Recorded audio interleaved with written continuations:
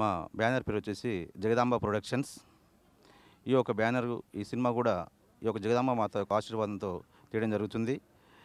నా చిన్ననాటి సంకల్పం ఏంటంటే ఒక మంచి సినిమా నిర్మించాలన్నట్టు నా ఈ సంకల్పాన్ని నిజం చేయడానికి ఈరోజు నా మిత్రుడు డైరెక్టర్ ప్రవీణ్ చంద్ర గారు, అదేవిధంగా సినిమాకు మంచి స్టోరీ, ఈ స్టోరీ కూడా ఒక మంచి మెసేజ్తో పాటు ఒక థ్రిల్లర్ అండ్ ఎంటర్టైన్మెంట్ ఉంటుంది సినిమాకి.